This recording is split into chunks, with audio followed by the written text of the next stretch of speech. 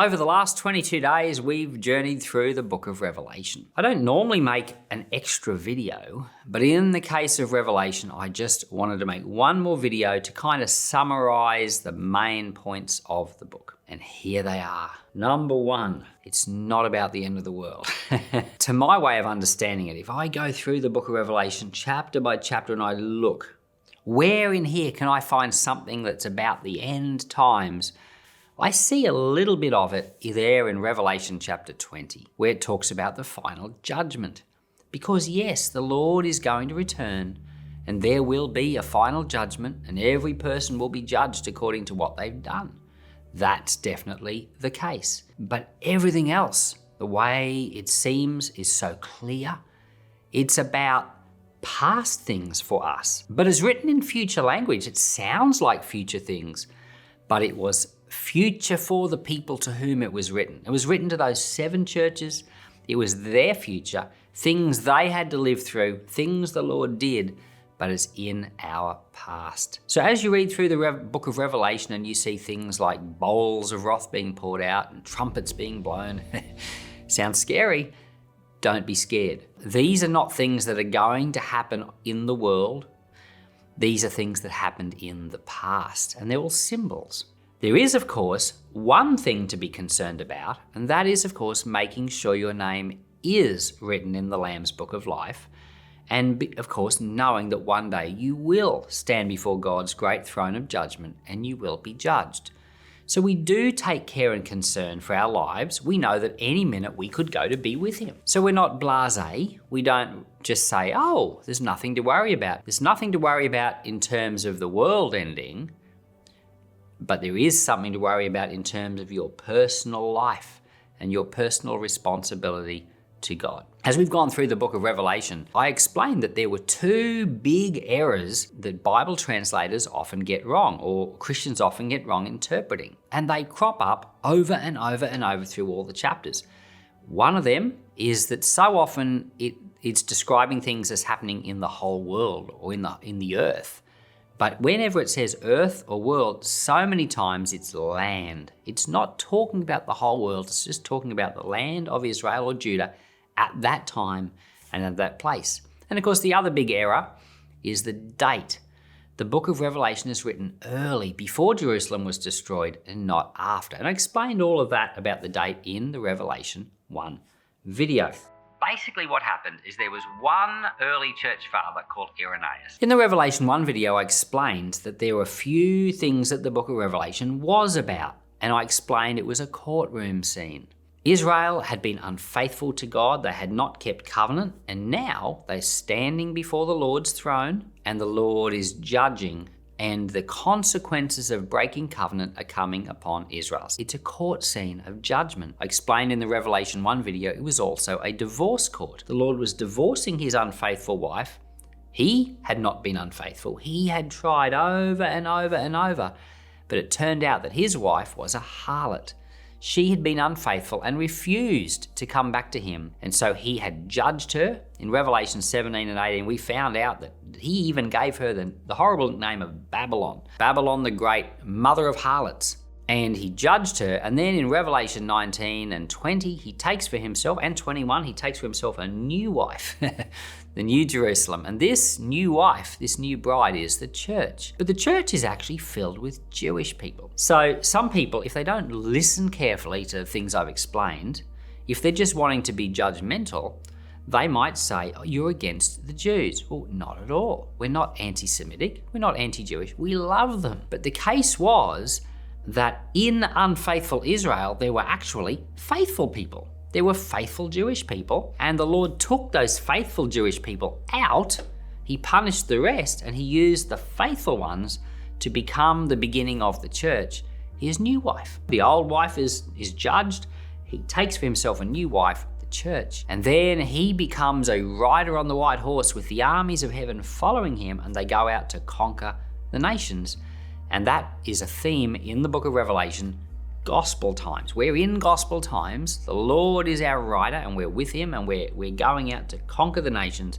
And that is what the gospel is doing. One of the big themes in Revelation is the perseverance of the saints. This really fits in nicely to popular end time views, because their popular end time view is that the church will be persecuted and there'll only be a few and they have to hang on, and they think things are going to get worse and worse and worse. Well, I have to say that that's not the picture that's being painted. The picture that's being painted is that the gospel will overcome, that Christ is an overcomer, every knee will bow. There'll be so many people standing before the throne that no man could count them, that every knee will bow and every tongue will confess.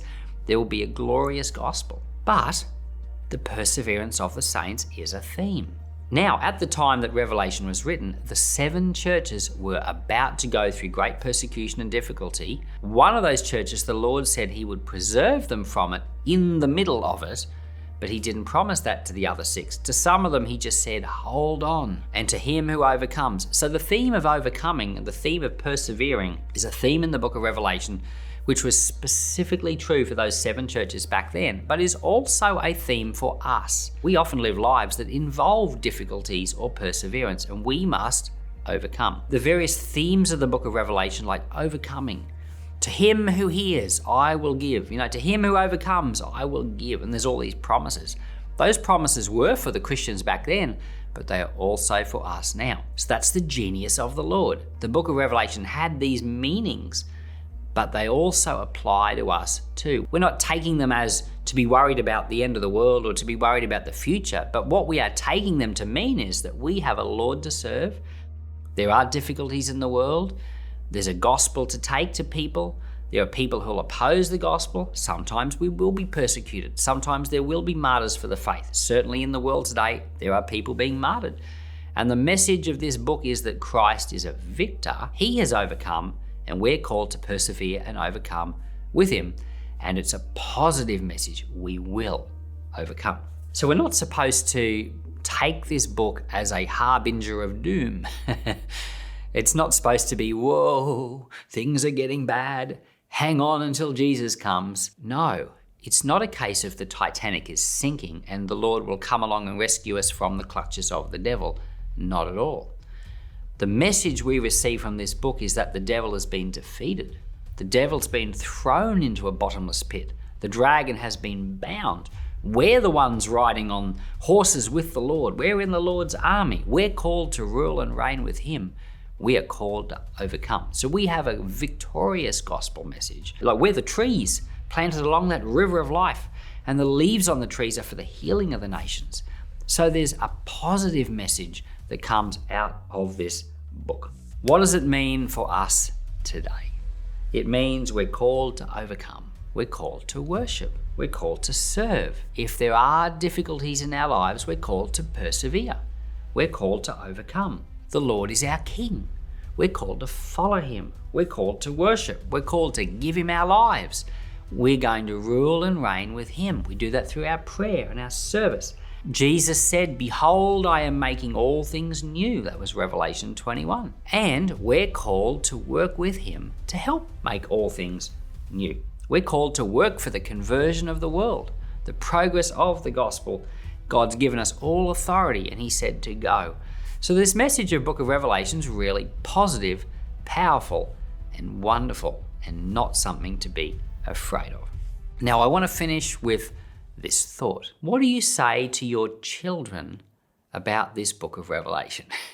There's so much alarm in the world today. People are so worried. People are saying, I don't think I can have kids. I couldn't bring them into a world like this. I have to say the world is actually getting better. Yes, there are difficult things in the world at times. No doubt about it. I've been through them myself. I've been through my share of pain and sorrows. But the Lord is on his throne. And he brings us through our difficulties and we become stronger. And my resolve for him has only grown because of the difficulties I've gone through. I've learned to trust him more, not less. So the difficulties are even good for us. So yes, there might be difficulties, but the world's actually getting better. I have a book called 10 graphs every intelligent person, or every smart person should know. And it's showing how the world is getting better. Literacy is increasing. Child mortality is falling. Overall income is increasing. Poverty is decreasing. They're chopping down less trees. On average, there's less wars per year than there were. Still wars, but less of them. Extreme poverty is on a track to be eradicated by the year 2030. There'll still be poverty, but not extreme poverty. There's so many ways in which the world is getting better. People are getting along better. People are more kind. Most kids now get to go to school. There's so many ways in which the world is constantly improving and the gospel is growing. People are getting saved. People say, oh, Christianity is going backwards. Open your eyes. Maybe right in your town and city it is, in which case, if Christianity is going backwards where you live, get on your knees. It's not supposed to. You're supposed to pray and do something about it. But no, Christianity is growing. It's growing in Arabia. It's growing in Iran. It's growing in India. It's growing in Pakistan. It's growing in some of these places and they're persecuting. It's growing in China. It's growing in Africa like crazy. It's growing in South America like crazy. I remember saying to my father once, John Alley, I said, I want to move to Costa Rica. I said, church there is growing like crazy. I want to be part of it. His response was, the Lord's called you in Australia to help with the gospel there. So yeah, true. The gospel may not be growing as quickly here in Australia as it is in Costa Rica, but I've been called here and you've been called where you are. There are so many ways in which the world is getting better. Have kids. Don't put it off because of fear.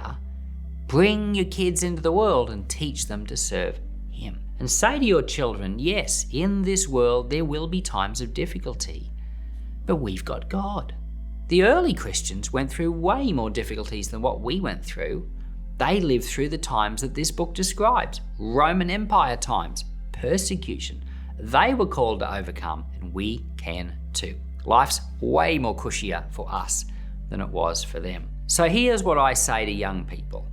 Plan to live a long life.